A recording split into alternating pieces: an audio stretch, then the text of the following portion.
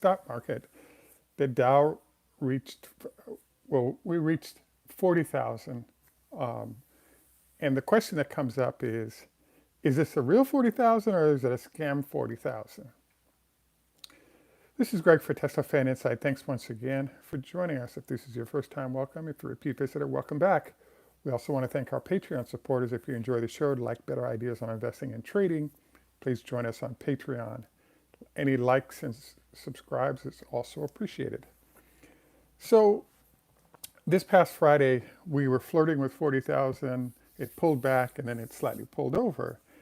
And I was really fascinated by it because if we go back over the last, let's say 20, 25 years, there are certain target prices relative to the Dow or the NASDAQ or S&P that represent sort of overvalued zone. So what I heard when someone said, hey, it's over 40,000, what it kind of said was that, wait a second, this is a little bit high and most of the smart people have already sold out. And based on the fact that you have not sold out yet, you're going to get smashed by this very high Dow. Well, that kind of sounds good in terms of the logic of what's presented.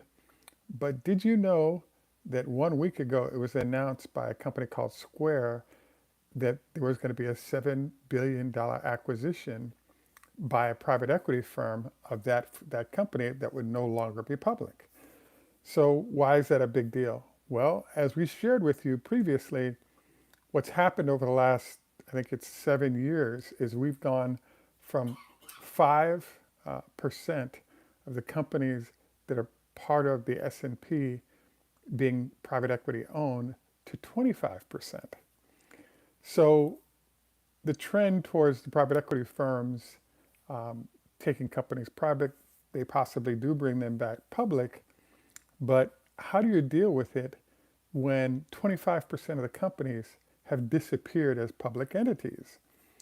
The investing public in the form of institutions really don't care because they can buy into funds and participate in companies that are being taken private. But the general point is if in fact you wanted to say, let's say the Dow was high or the S&P was high, one of the challenges you have is if 25% of the firms are now gone, where does that put us? And the answer is it puts us into the zone where you're looking at a number and you hear the number, and based on traditional metrics, that number should mean this.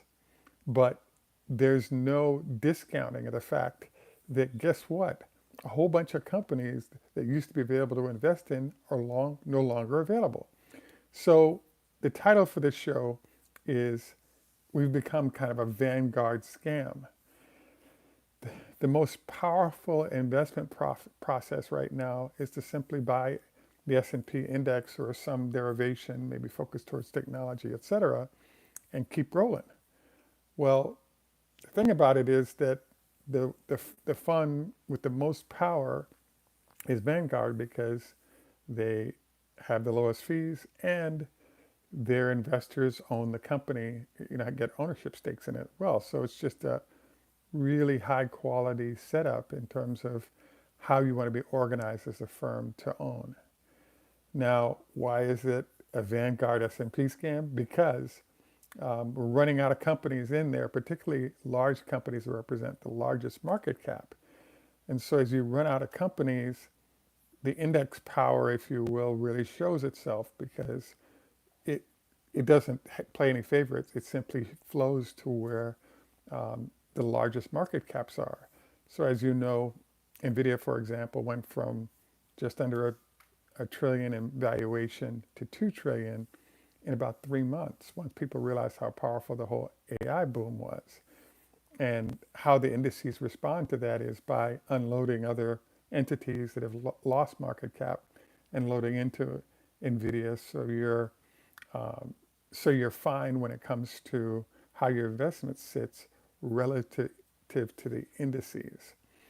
So I was dragging my feet on I should do this show or not do this show, decided to do so because on the weekends it gives us a chance to look more broadly away from Tesla and onto the whole market.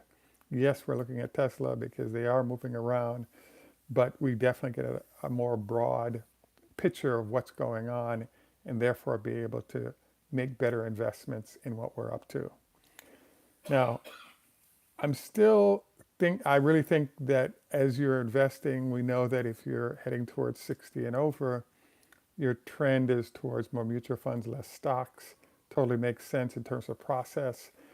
Um, it's also kind of interesting to watch because the question is, do you do an index of the S&P or do you do a traditional, you know, pick any of the big companies, let's say Fidelity and Vanguard? Would you just, choose a fund that was broadly technology, big cap growth, all these different realms that you could go into? And I really think you now end up in a very interesting position, which is probably a technology weighted S&P fund makes the most sense because that's where all the market cap is. And you get nice growth without risk too much on any one company. If you've made great money in Tesla or some of the other names, that's awesome. But I don't think it's a good idea to sit there and just expect everything to keep rolling for those firms if the operating fundamentals have changed for that firm. So I really think that uh, Elon has a great idea going, or i.e., stick to the knitting relative to Tesla. Don't do anything too far out of the box. But the cost emphasis of the firm, I think it made sense. But I really think that we're now in the position where um, there are customers that want more than perhaps what Tesla's willing to offer them. What does that mean? That could mean why not update uh, vehicles? Usually the upgrade cycle is 3 years. We saw headlight changes when it comes to the Model 3, but the Model S, in a lot of ways, in terms of its look, hasn't changed in a long time. Another issue is factory colors. It's a great idea cost-wise to keep the colors to a limited numbers, and therefore you have, less of a headache at the paint shop. But you'll notice that there are folks with a lot of money that want whatever color it is that they like. And if they're willing to pay for it and you can charge them for it, who cares? Do it. A third item that comes up, we've been covering a lot, is what's going on with the chargers. It's been broadly reported that the charging network is actually profitable.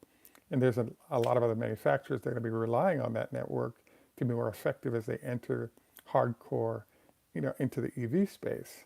So why not just charge them more and keep building, charging, because that's the Achilles heel right now of the EV industry, and why Tesla is so strong right now is that it's the best charging option that's out there.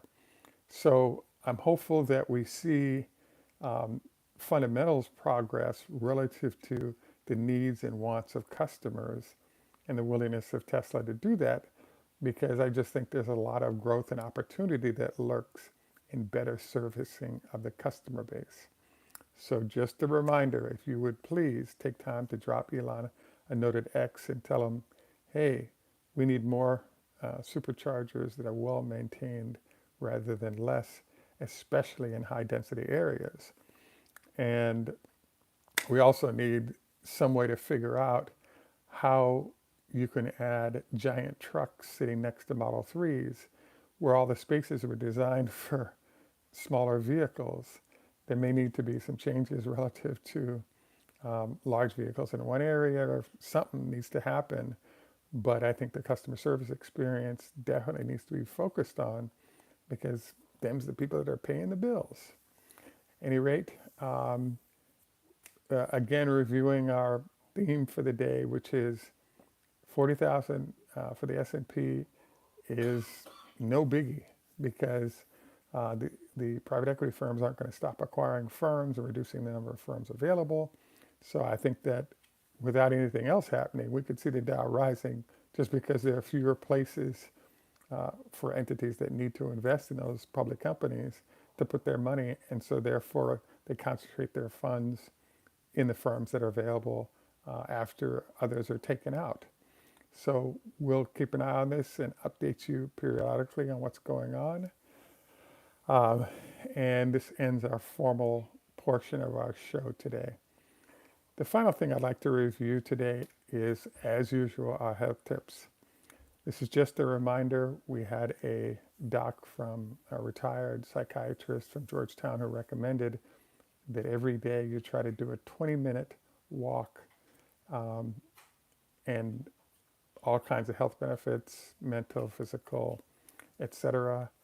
I actually had another doc recommend at least once or twice a week lifting weights. And his argument was if you did that, you'd likely outlive everybody you know. So that's another thing you might want to consider as well, and as part of your health practices. Please take a look down below for some other recommendations made by different docs in our network. Once again, we want to thank you for joining us. Please take time to like and subscribe. We'd love to have you join us on Patreon as well. This is Greg for Teslafaninsight. Juste au revoir. Le hitro hoda hafez. Drazicha ni hama. Kambawa. Hotep. Salaam alaikum. Namaste. Arrivederci. And in Jamaica, we say no respect, walk, good man. Thanks for joining us. Have a great day. And bye for now.